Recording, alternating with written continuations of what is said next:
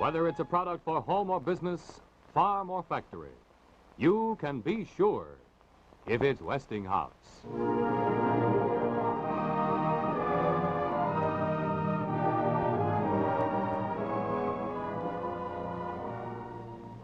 This evening, Studio One presents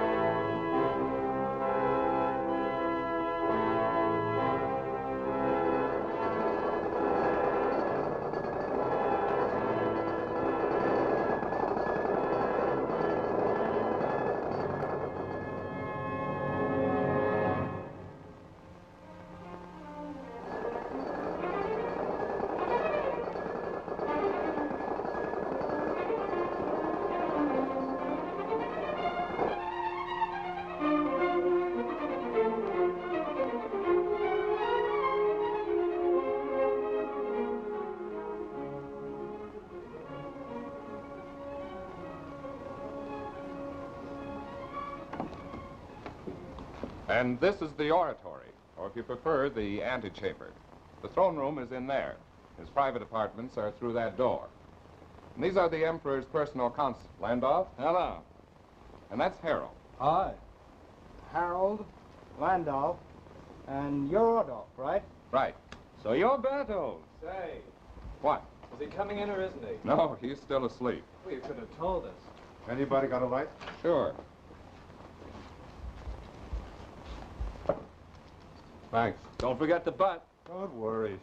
Say, I'm getting more confused every minute. To begin with, what's Henry IV of France doing in Germany? Henry IV of France. No, that's not bad. Look, my boy, this is Henry IV of Germany, the great and tragic emperor. The one who knelt in the snow outside the castle of Knoss until Pope Gregory received him. The Salian emperor.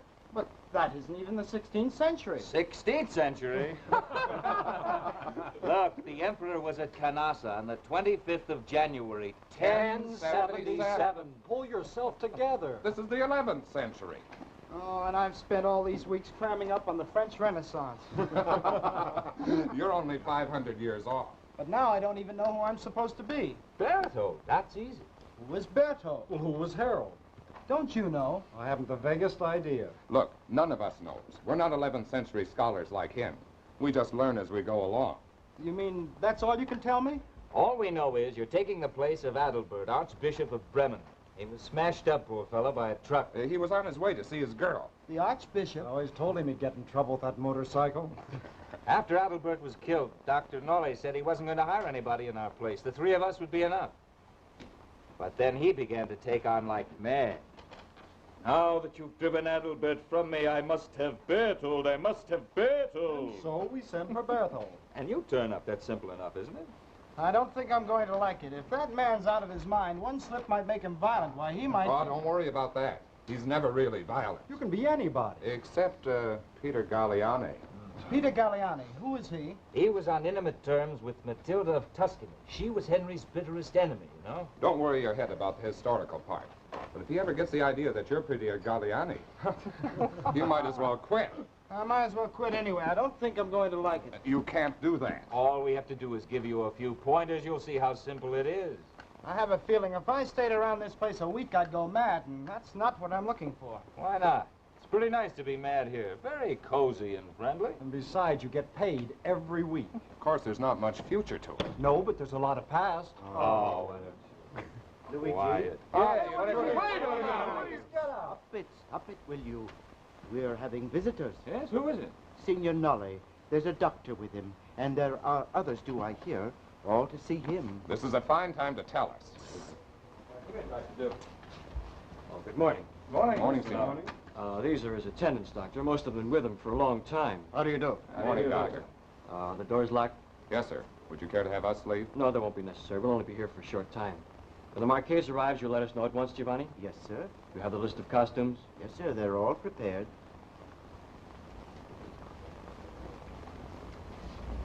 This, I presume, is Matilda.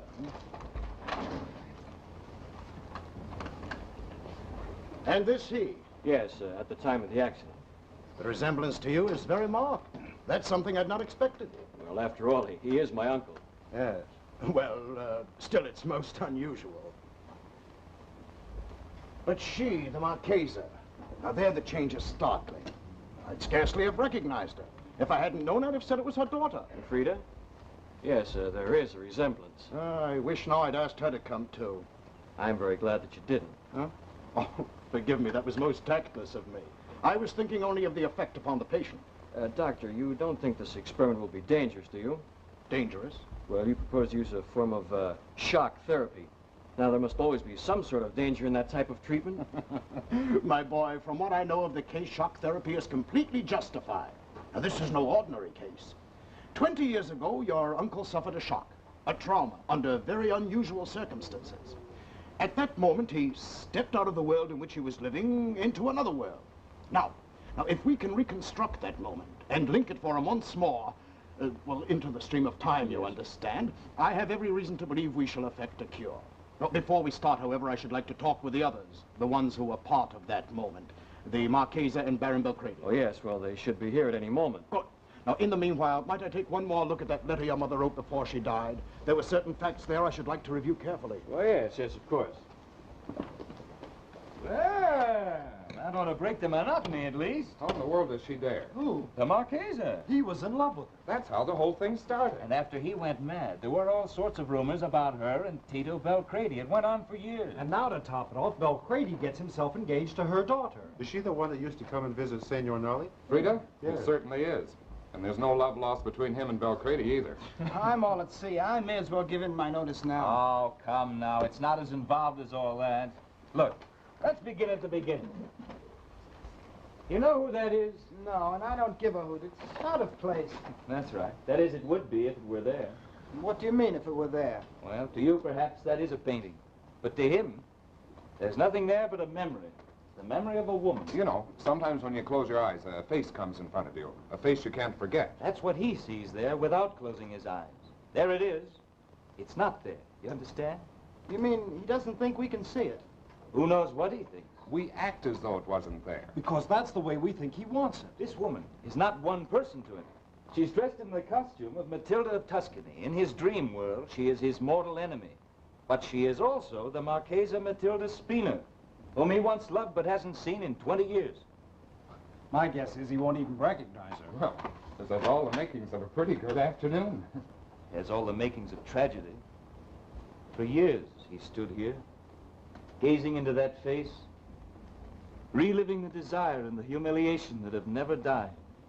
The endless cycle of his madness spins around that face. That is the woman herself who... You will let Signor Nolly know that we're here. At once, Marchesa. Well, I'd no idea that Carlo had gone to such lengths to humor his uncle's madness. This must have cost a fortune. Well, there was a great deal of money in the estate once, but I can see now why there's so little left for Carlo. He sacrificed a great deal to keep this up. More perhaps than you realize. We know, dear, but he's still young. Yes, he's young. So am I, but does that make it easier? I do hope you're not going to be difficult, Frida. I didn't ask to come. I didn't want to. But I'll try not to embarrass you. I'll stay as much in the background as I can. Merely one of her moods. I do wish you hadn't forced her to tag along. It is rather embarrassing for both of us. Well, I've always embarrassed you, my dear. It got rather tedious after a while. Oh, there you are, Good Carlo. afternoon, Marchesa. You know Dr. Giannani, do you not? Yes, of course. And this is Baron Belcredi. And this is my niece, Frida. Frida? How do you do, Doctor? Hello, Carlo. I do hope this isn't going to take too long, Doctor. Oh, no, indeed. A half hour at the most, Baron. I don't see why you're so grudging. After all, if there's anything I can do, Doctor, I'm only too happy. It's our duty, even though you fail to appreciate the obligation, Tito. I'm willing to do what I can, naturally, but I fail to see what good can come of this. When a man's been out of his mind for 20 years, what likelihood is there that he'll regain his consciousness overnight? That's what we have to see, Baron. Now, I don't feel the case is hopeless. There have been many signs of improvement lately. Signs? What signs? Poor devil still insists he's Henry IV. What happened in another world. We're no longer the people he knew, any of us. You think I've changed so much? In 20 years? My dear, we all change a little. I think we should go in now. He'll be awake soon, and he doesn't like to be kept waiting. Yes, of course. You understand, of course, you'll have to be in costume to be received by him. The doctor and I discussed that. Your costumes are ready for you. Very well. Come, Tito. Frida, are you coming? If you don't mind, I'd rather stay here. Well, so would I, but the doctor insists. Well, I can see no value to her going. Can you, Doctor? Well, no, not at the start. But perhaps if she were to wait in the antechamber, we could call her if we needed her. Very well, I'll come in a moment. But I'm really very frightened, Doctor. I hope you won't have to ask me. Frightened? What's there to be frightened of, child? Between your mother and your future husband, you can face anything, even a madman if necessary. We'll meet you in the anteroom. Yes, Doctor. Coming, Frida? In a moment. Why did you come? I tried not to. As much as you tried not to accept Baron Belcrady's proposal, I gather. In both cases, there was a notable lack of determination. You have every right to be bitter, Carlo. But I wish you weren't. And you're going through with it. I must. Who's driving you into this? No one. It was my own choice. I don't believe that. It's your mother, isn't it? Hasn't she made enough of a mess of her own life without trying to do the same to yours? Oh, Carlo, don't. I can't see the sense to it. You can't be in love with him. Why? Excuse me, sir. Yes, Giovanni. The others will be dressed in a moment. I think it is well if we do not keep him waiting. Yes, thank you, Giovanni. Yes, sir. We're coming.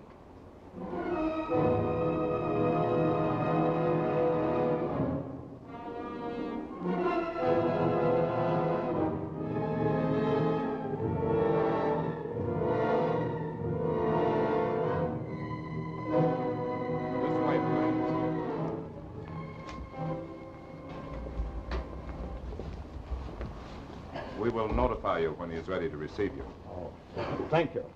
This is an infernal nuisance, I must say. And yet essential, I assure you, sir. His total recognition comes from the costumes that are worn. Faces seldom mean anything to him. Nevertheless, I shall remain as far in the background as I possibly can. That's the most marvelous costuming. Oh, my dear. You can't wear that. You simply can't. What's the matter with it? Well, it isn't the costume, my dear. It's you. No, my dear Marchesa. We haven't much time, and there are many things I should like to ask. Is that? Yes. Well, I never would have believed it. In just a few years. Frida, doesn't it seem strange to see yourself like that in me? Well, really, Well, don't you see it? Don't you? It's extraordinary, isn't it, Doctor? Careful, Doctor. This is where angels fear to tread. That was I, Doctor. 20 years ago. Yes. It's almost as though she had posed for it. Well, she didn't. It isn't Frida at all. It's I. But to see my daughter there suddenly in my place fills me with a very strange feeling. And I don't see anything at all to laugh at. I wasn't laughing. Well, you'd like to. How hateful you can be. How hateful. I'm sorry. I didn't mean to be hateful. Couldn't we drop all this? We haven't much time. Yes, of course. But this portrait, Marchesa. You see, I attach great importance to this portrait. How does it happen to be here? Did you give it to him before the accident? No, he wanted me to, but I was very fond of it. Then later, after I was married, his mother asked me to send it to him. She thought it might help. You see, we all had them done as souvenirs at the pageant, and we thought we'd hang them in a gallery together. But in the end, each one wanted to keep his own portrait, so... Yes. One thing more. Now, this pageant, was that his idea? Oh, No, yes. it was mine. Don't listen to him. It wasn't his idea at all. I merely wish The idea was mine. I was at the club one day, looking at some pictures of a pageant at some German university. Suddenly I thought, why not do the same sort of thing here for the carnival? We'd all dress as historical personages. There'd be a procession on horseback, each gentleman riding alongside a lady. No particular period. Each one could choose to wear whatever suited him. Understand? And why did he choose to be Henry IV? Why? Was that because of his intense interest in the period? But yes, naturally. Not at all. That had nothing to do with it. It was because I said that since my name was Matilda, I would go as Matilda of Tuscany. And he said at once that he'd have to be at my feet, like Henry IV at Canossa. I'd heard of Canossa naturally, but it was just a page in history to me. I thought it was a compliment. I was surprised when I looked it up and found that I was supposed to be his implacable enemy. But I still don't understand Oh, good heavens, Doctor. The man had been making passionate love to her for 2 years. And she naturally... Not naturally at all. She couldn't bear him. Ah, that isn't true. I Oh, didn't dislike him. Matilda. But when a man wants to be taken seriously, He gives you the clearest proof of his stupidity. Not at all, my dear. He never played the martyr. But it's never very comfortable to see a pair of eyes staring at you with that intense look of eternal devotion. In a sense, it's comic. I suppose that's why I laughed at him. But the truth is, I was secretly afraid of him, terribly afraid. Of him? Yes, he was a strange man. Even then, I felt a certain danger merely being close to him. That look of his not only promised a woman everything, it demanded everything. Oh, strange, you say? Yes. Even before? Not only about me, about everything. He was deeply interested in history, and he loved acting. He could lose himself completely in a part. He was really famous, you know, as an amateur. Yes, yes. But let's come to the pageant itself. His horse reared and threw him, and he struck the back of his head? Yes, I was beside him, and Tito was riding directly I behind. had ridden up to warn him his saddle girth was loose. All of a sudden, for no reason, his horse suddenly reared up and fell. The next thing we knew, he was lying among the horse's hoofs. He suffered a concussion? Oh, we never knew there was no visible injury. We thought he'd merely fainted from the shock. But that evening, when he came into the ballroom, with that fixed look in his eyes, I knew... Oh, come now. None of us knew then. You least of all. Yes, I knew. His look had changed. There was something terrible in it. We tried to joke with him, but he was no longer playing a part. He was mad. Mad.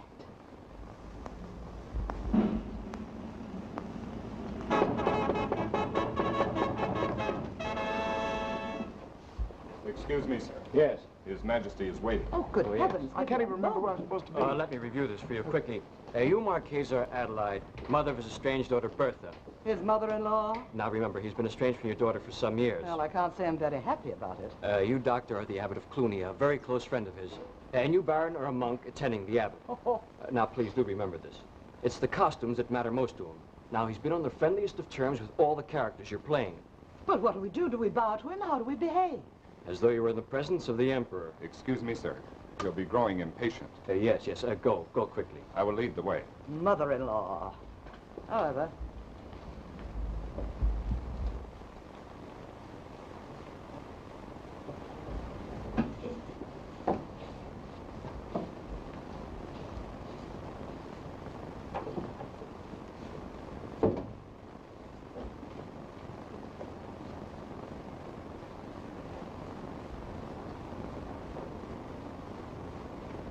His Majesty, the Emperor.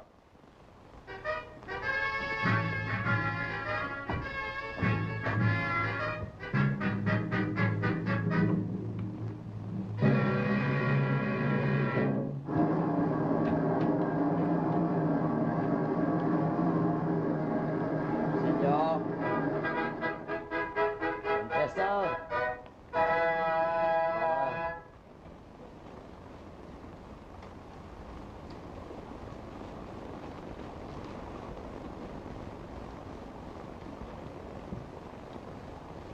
Is that Peter Galliani? No, sir. That is a monk of Cluny who was accompanying the abbot. No. It's Peter Galliani. It's no use hiding in that costume. I know you. I knew you at once. Countess. I swear to you, Contessa. I swear to you by all that is holy, that my feelings for your daughter have never changed. We have been separated for a long time. Perhaps it is for the best. But I have always loved her. In fact, worshipped her. It is true that at one time I had thought of repudiating her for reasons which you best understand. And if that man had not come to forbid it, doubtless I should have done so. I am grateful to you, Father. Very grateful indeed for what you've done. And yet, in a sense, perhaps without meaning to, you have preserved my sanity and my life. My life.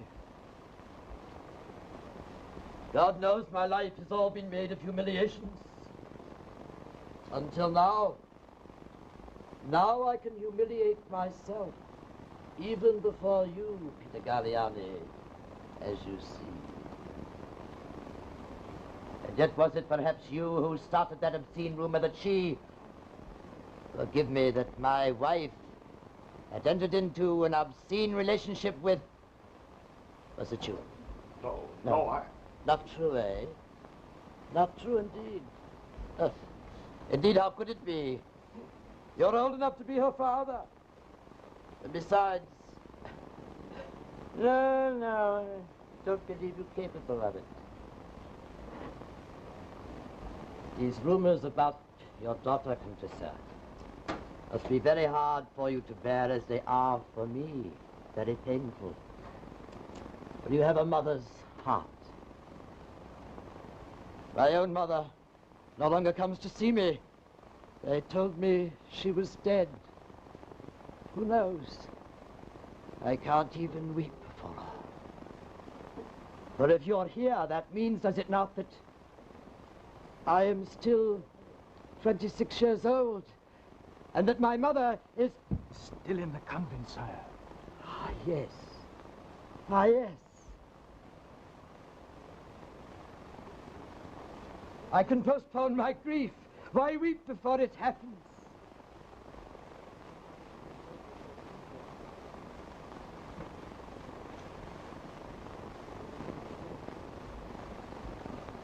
You see, my hair is still quite blonde, like yours.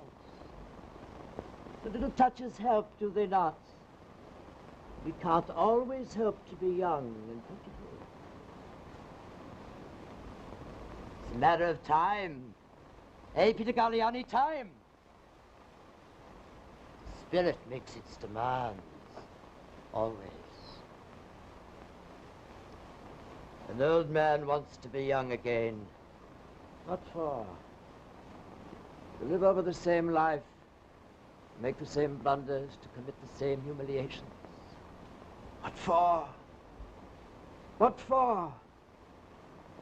We are all fixed in a certain image of ourselves, all of us, even you, Peter Galliani. Day after day, as you hold on to that image of yourself, holding on with both hands to your holy habit, there slips off you, there peels off like a serpent's skin, something you don't even notice. Your life, Peter Galliani, your life! And there you stand, after a time quite naked, before everyone.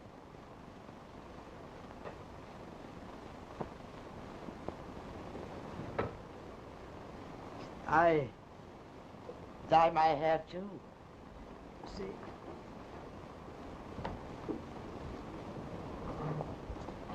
You're blonde now. You don't do it to deceive others, no, no. Only to cheat yourself a little. Oh, quite permissible, I too. I do it as a joke. You do it seriously, it's the same thing. But I assure you, Contessa, that you too are in masquerade. And you, Peter Galliani, you, when you look into the mirror, do you not see the memory of your own life? It's not the memory of what you've done to yourself and to her and to me and to me. Does it not sometimes take on a kind of shape, a life that's not quite your life? Oh, not that I pity you. Believe me, no, rather let us say, I blame you. And yet there are moments when I can no longer bear the feel of this sackcloth against my flesh. I grow tired of it. I will suffer the humility no longer. I'm tired of it, I say. The humility fits me no longer. Tomorrow, once and for all, I shall assert myself. I cannot be humble before that man there. Tomorrow, the parts may be reversed. We shall see.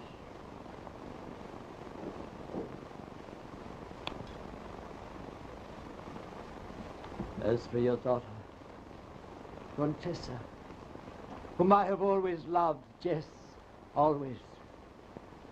For her sake, I ask that you have withdrawn this excommunication that has cut me off from mankind so long, so very long. I shall. I shall. And let me no longer be cut off from the living. And then perhaps I can live out this miserable shred of life which is still left me.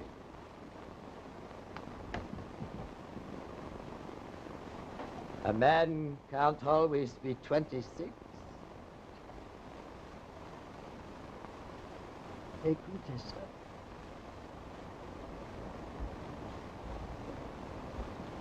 Her fate is in your hands, Signor.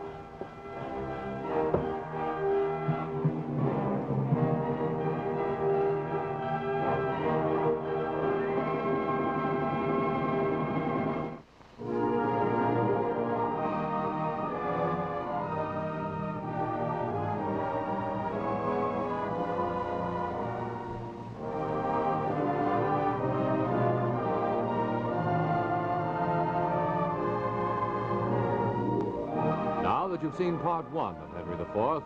Let's turn to our Westinghouse program.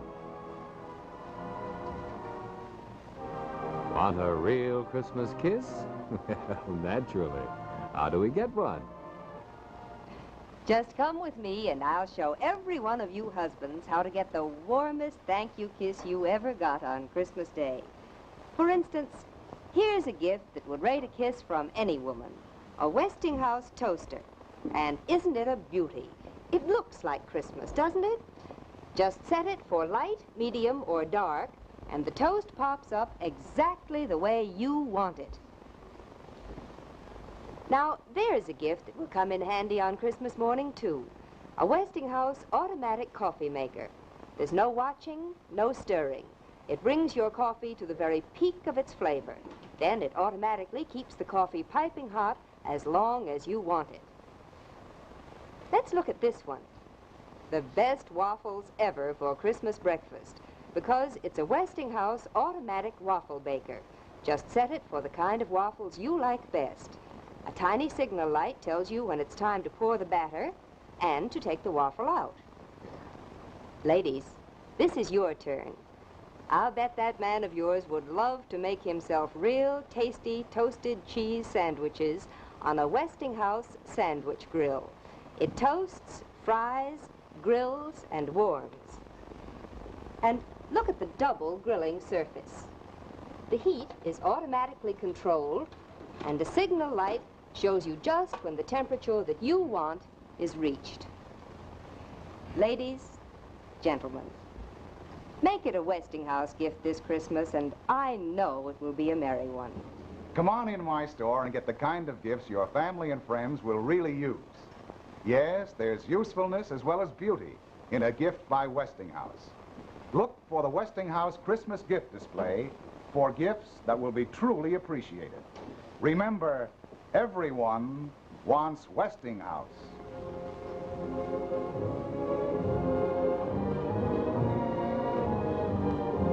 And now let's return to Westinghouse Studio One and Henry IV. You're worried, aren't you?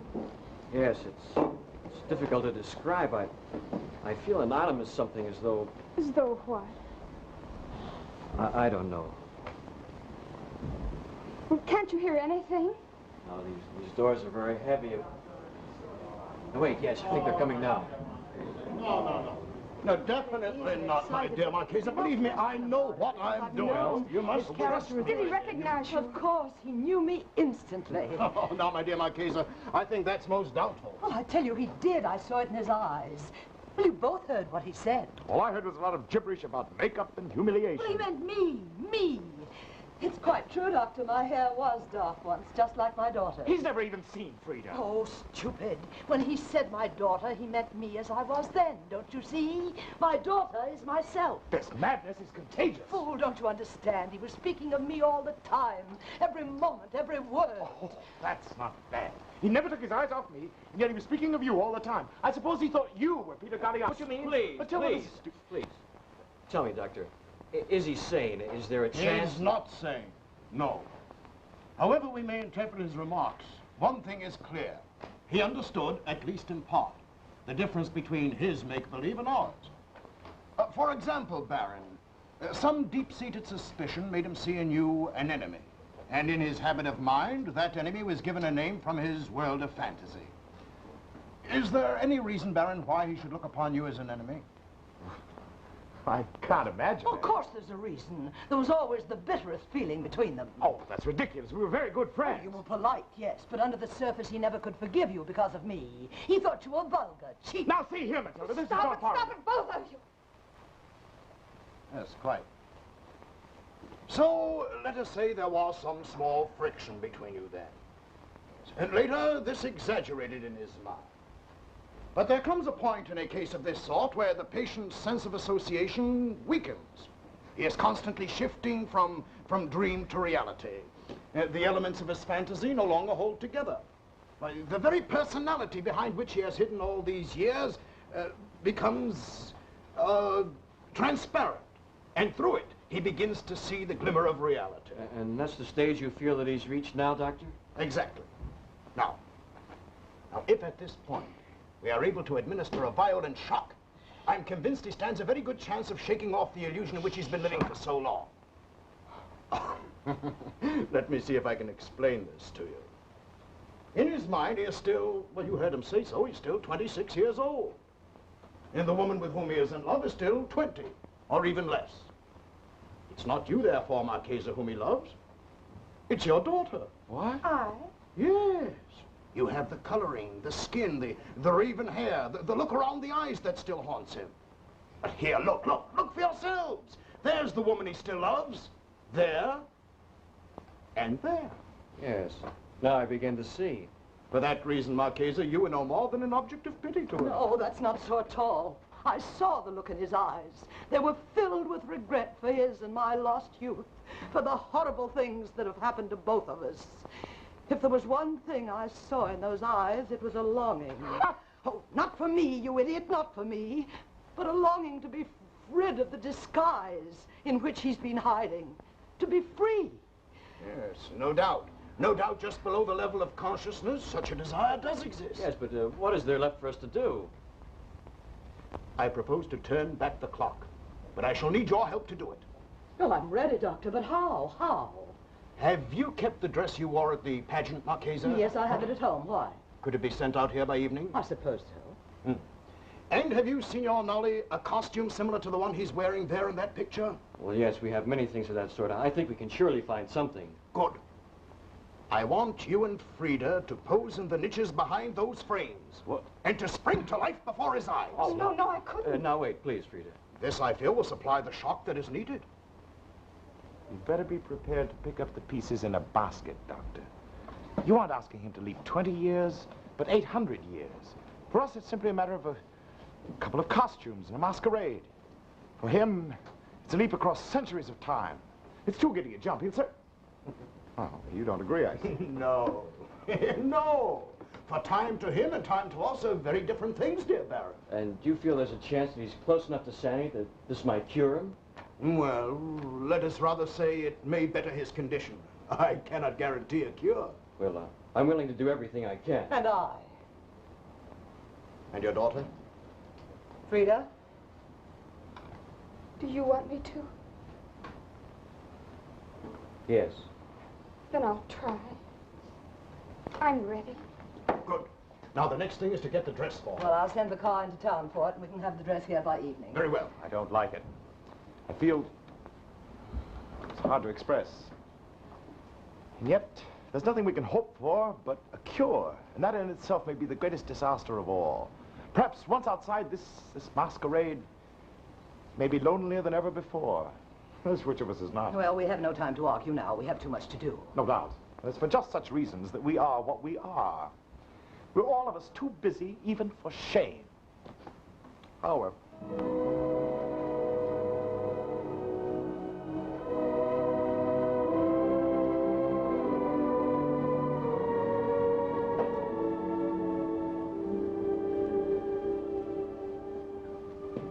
Frida. Yes. Why did you leave the table? Was it something I had said? Oh, no, I couldn't stand them talking about him any longer. Quite suddenly, everything they said seemed to me they were speaking of you. The whole conversation was about him. It had nothing to do with me. Oh, I know, but yet as they were speaking, I looked across the table at my mother, and it was as though I were looking at myself 20 years from now. You were looking at someone who's afraid of love. Perhaps. And do you think you too can do without it? Carlo, you must try to understand. I can never repay the debt I owe him. You owe Belcrady nothing. Oh, you say that because you don't know, because you can't imagine. Well, how could you? After Father died, Mother and I lived for years, clinging by our fingernails to a semblance of respectability, of position. Why, if it hadn't been for Tito, if he hadn't come to save us... Now you intend to sacrifice yourself. I'm going to marry a rich man who's been very kind to me. Many girls do that, and they're considered lucky. But you can't make up for your mother's crime by committing another crime. What crime? You know she's ruined the life of every man who's ever loved her. Your father and Tito and that poor madman in there. Only because she was afraid. Because for her, love was a danger. Because she knew that to love is to be trapped. And marriage without love is no trap at all, I suppose. All I know is... Oh, Carlo, don't. Can't you tell how afraid I am? Can't you tell? Excuse me, sir. The car has just arrived from town. The others are preparing now to take their leave of him. Yes, sir. We'll come along, Giovanni. Yes, sir. They'll be leaving, and then it'll be up to us, I guess. I couldn't go through with it, I think, if you weren't going to be there. I'll be there.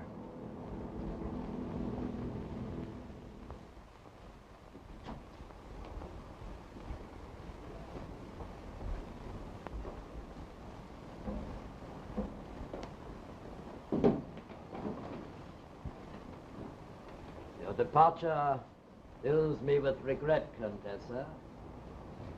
And yet I would ask you one thing before you leave. I will try to answer, Your Majesty. You really love your daughter, do you not? Certainly, sire. She's very dear to me. And to me.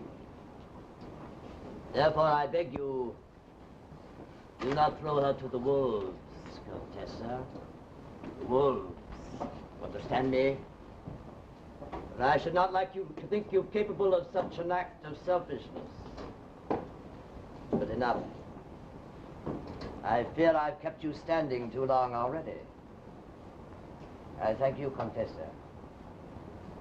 I thank you, Monsignor.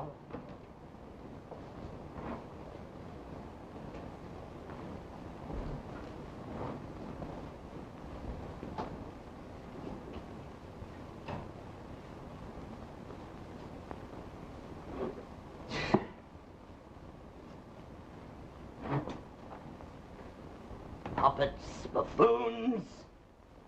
The insolence to come here with her lover. To show him to me, to show herself like that.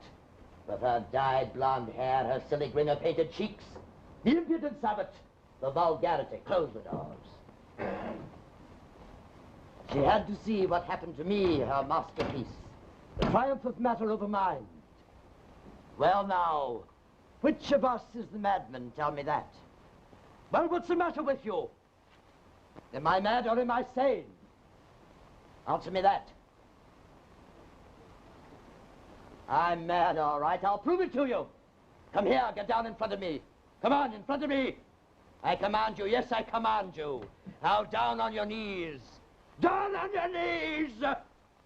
And touch the ground with your foreheads.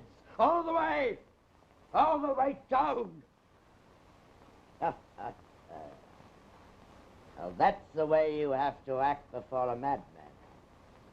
All right, get up, get up, get up, you idiots, get up. Come on. I'm not mad. Not half as mad as you. Not mad? You're all right again? Shh. This is not for publication. I've not yet made up my mind. Possibly I still am mad. But I've just enjoyed the luxury of telling those people who were here what they were. And they understood. But if I weren't mad, Could I have told them what I thought? Never. You've all thought me mad up till now, haven't you? Perhaps you're right. Perhaps I've always been a little insane. Because I've made no god of logic. When I was a child, I thought the moon in the pond was real. I believed everything I was told, and I was happy.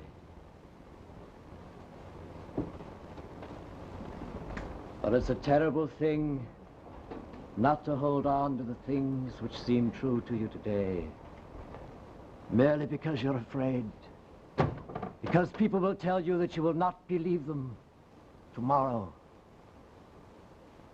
For the doorway to tomorrow is too often a pair of eyes, not your own, but another's. And that is the terrible thing that really drives a man insane. To stand looking into a pair of eyes, as I one day looked into someone's eyes, and to know that you might as well be a beggar before a door, never opened to you. For he who does enter there will never be you.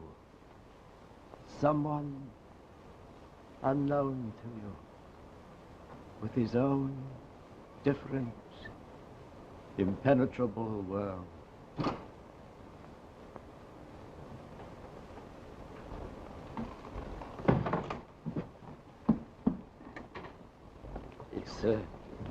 It's getting dark in here. Shall I get the lamp? The lamp? Ha! You suppose I don't know the minute my back's turned you switch on the electric lights? Well, then, shall I switch them on? No, they would blind me. I want my lamp. All right, come, sit down at the table. Come on.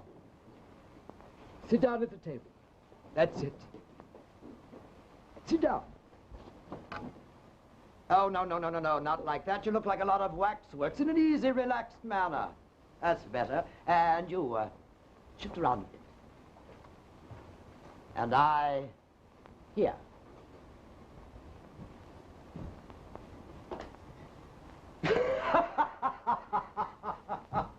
What a picture! Night scene. The Emperor surrounded by his faithful counselors. What a picture, what a picture. I think that all the time it wasn't true. What wasn't true? I mean, I just meant that... Of course it was true. Every word, every syllable was true. Artistically and historically true. If only you had been equal to it. If only you could have shared the pleasure of living in the known and certain. Do you know what's going to happen tomorrow? I do. I close my eyes and I say that this and this will happen tomorrow. And it does, it must. Because it has. It has. But I can't do it anymore. I'm tired of it. By heaven, I'll make her sorry she came here. Imagine, dressed up as a mother and he is a monk. And something they didn't dare show me. Daughter. The daughter. Who is it? Dio gratias. It's old Giovanni. He's coming to play the friar as usual. Shall we have a little fun with him? No.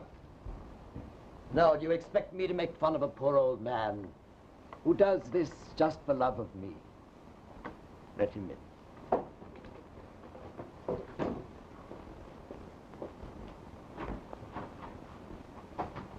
Come in, Father. Come in. Sit down.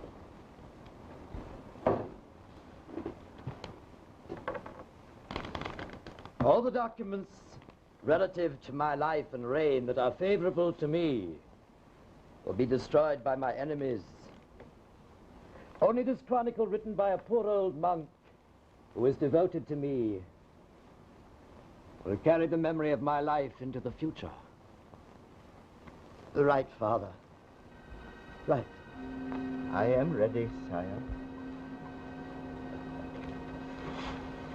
The decree of peace proclaimed at Mainz, while it damaged the powerful ones of the land, is of great help to the poor and afflicted. It brought about a period of prosperity which...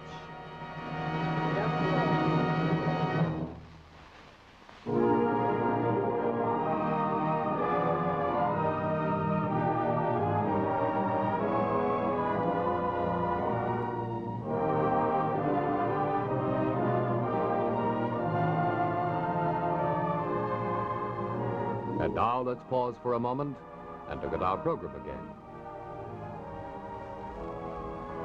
Can you read this? Well, it's pretty hard that far away. Yes, but you could read those words much more easily if you had one of the new Westinghouse television sets. Then, just by turning a single knob, you could come right in close like this. See? It says electronic magnifier.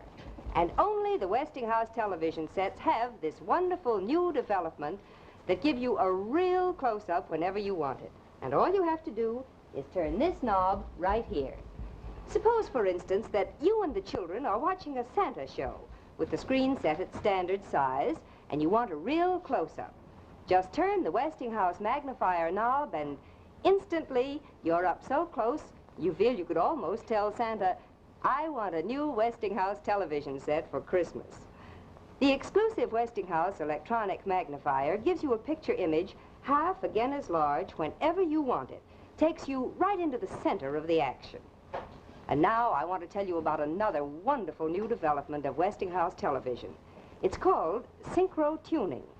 And it means that you don't have to fuss and tinker with the dials like this whenever you want to get a good picture and good sound at the same time as you do with so many sets. Look, here's all you do. You just turn this dial to tune in for the best picture, and you get the best sound automatically.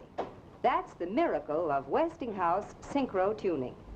And listen, every one of the new Westinghouse television sets is equipped with a built-in antenna.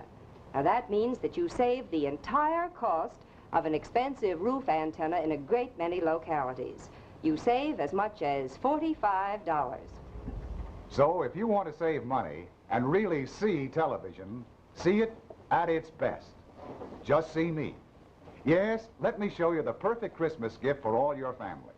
The television set that has everything, the Westinghouse. Enjoy real big picture television at small picture price. Now this Westinghouse set has a 12.5-inch picture tube. And it costs only $269.95. Easy, convenient terms can be arranged. Why not come in and see me tomorrow? We return now to Henry IV.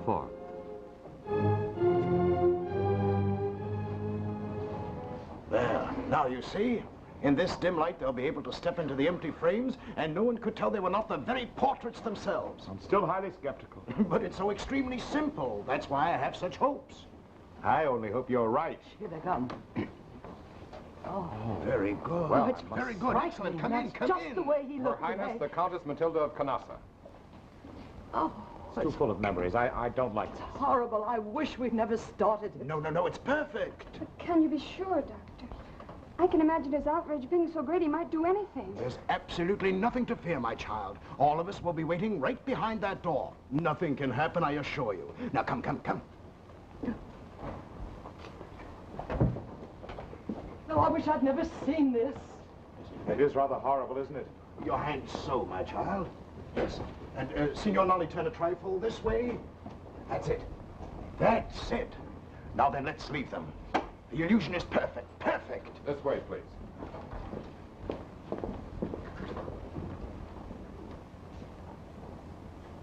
Frida, Yes, are you frightened? I'm ashamed to be playing this part. Ashamed of your own mother?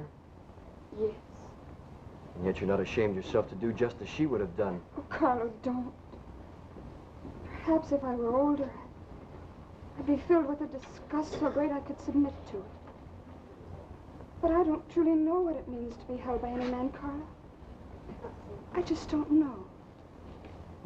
It must always be a little disgusting, unless your heart and your mind isn't willing to be. There's very little I can say except... She's coming. Good night, Father. Good night.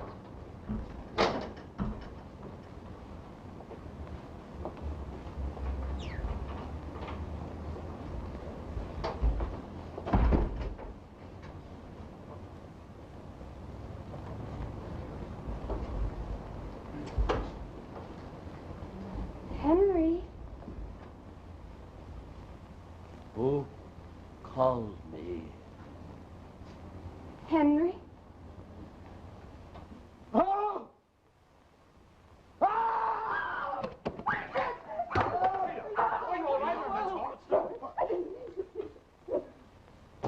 Look, Doctor. Look. You see? You see, he's cured. Unless he was never mad at all.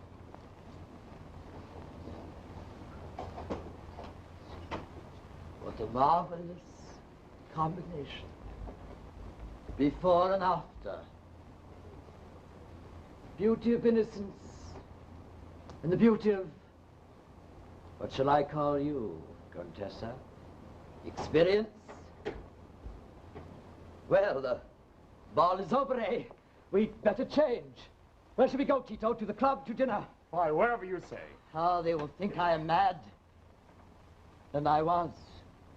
I was, for 10 long years, I was entirely mad. I saw nothing, I felt nothing. And then, listen carefully, Doctor. This will make an interesting article for you. And then one day, the patient opened his eyes. A gear had slipped all at once into mesh. The machine began to run once more. The dream had ended.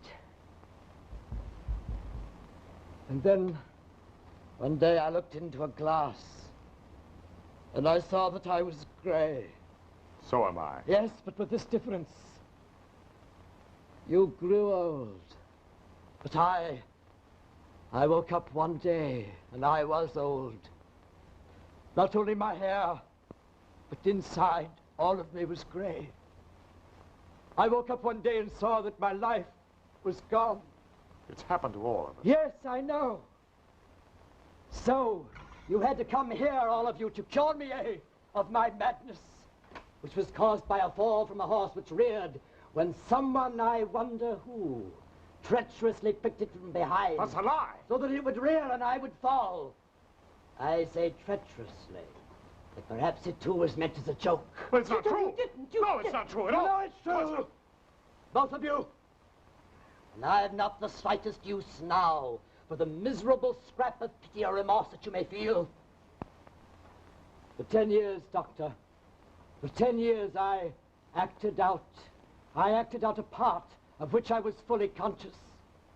You needn't be sorry for me now. And you had your little joke, did you not, Matilda? After what he did to win you, you rewarded him by marrying someone else. Very nice. And then you acted out your parts in what you call reality.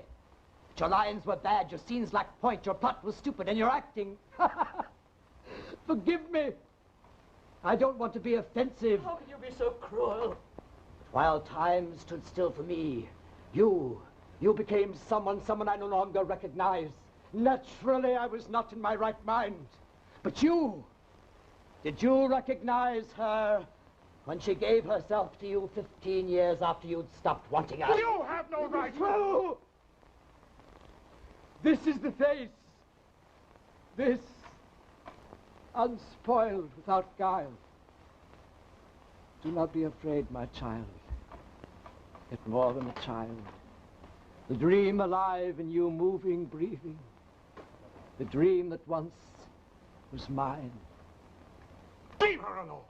Hold him back, I say. No. Hold him back, I command you to hold him. No, let go of me, you fools. He's not mad. Do not be afraid, my child. The passion is spent. There's nothing left now. The warm and wasted tenderness.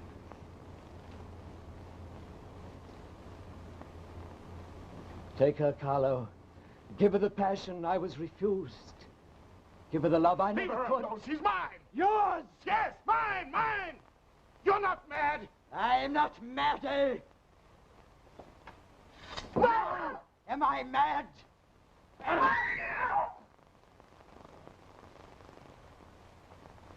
You're not mad.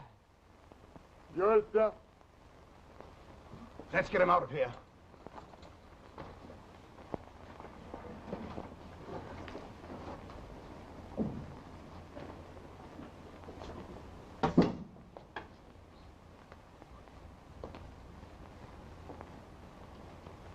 I understand. At last, I think I understand. No.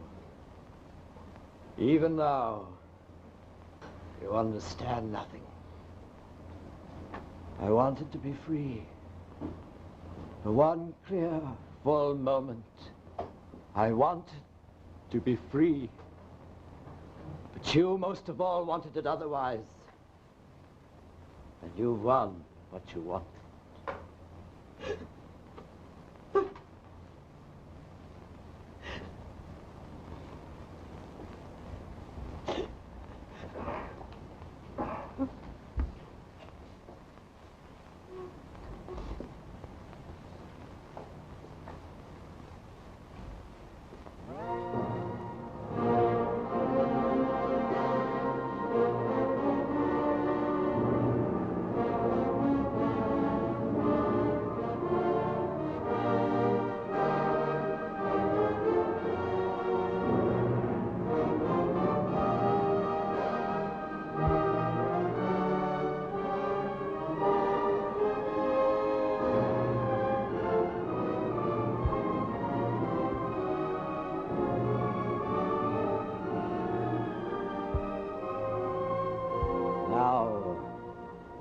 We shall act it out to the end. To the very end.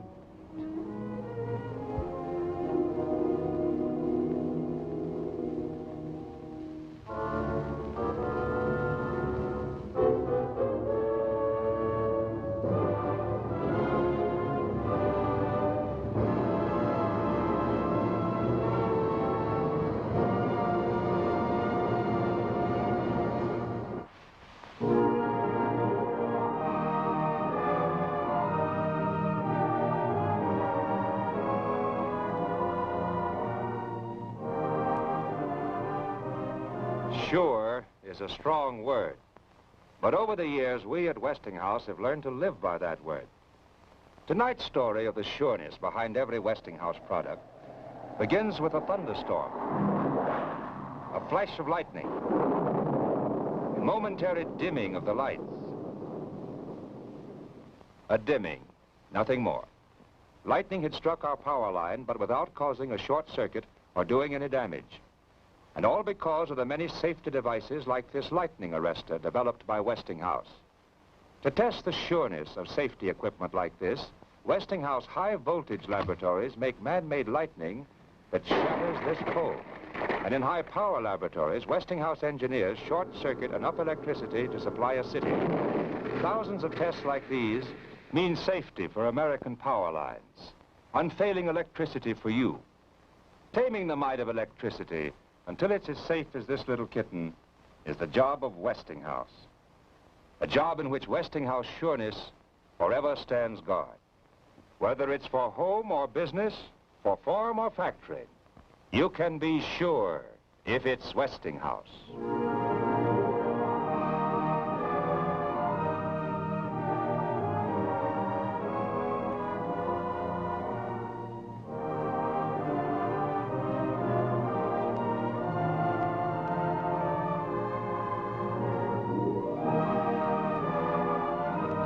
This is Paul Brenson saying goodnight for Westinghouse, inviting you to be with us again next week. Meanwhile, why not stop at your Westinghouse dealers and see those beautiful and practical Christmas gifts? So nice to give and to receive, because they bear the famous name Westinghouse. And see the new Westinghouse television sets in action. See how much that Westinghouse exclusive, the electronic magnifier, adds to your enjoyment in watching television.